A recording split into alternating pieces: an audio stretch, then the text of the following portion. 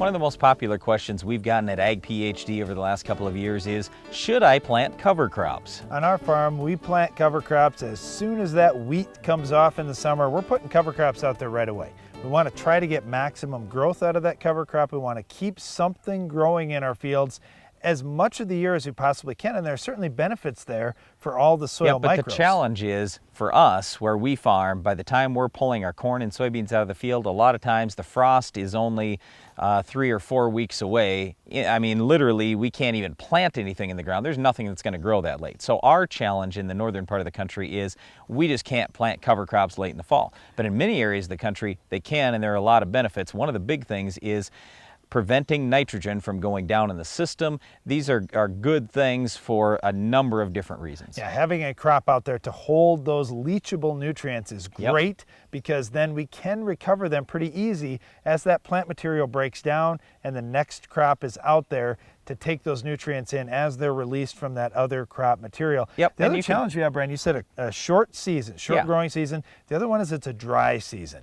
And when we're pretty dry, seeding cover crop into standing crop becomes a little more erratic for us. Some years you could get some good rains in September, and all of a sudden, hey, those cover crop seeds that got put out late August, early September for the crop that we're going to harvest October 1st, hey, it could be successful for us. But if we get no rain, that's always the challenge for everybody. But the other challenge is herbicides. We're worried about residual herbicides, and some guys take it too far and they say, you know what, I think this HPPD is going to hurt my cover crop, so I'm not even going to use any HPPD on my farm.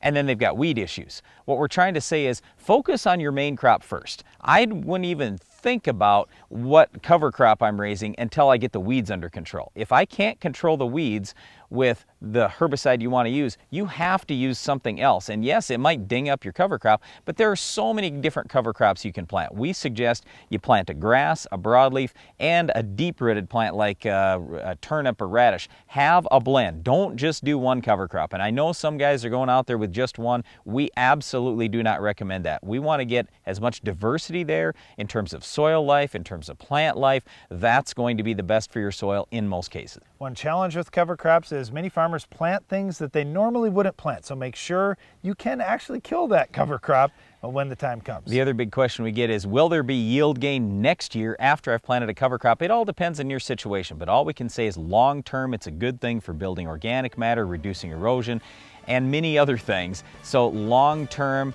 you have a lot of benefits and you should have yield gain. Well, a good short-term and long-term investment is keeping weeds under control. We'll show you how to stop our weed of the week coming up next.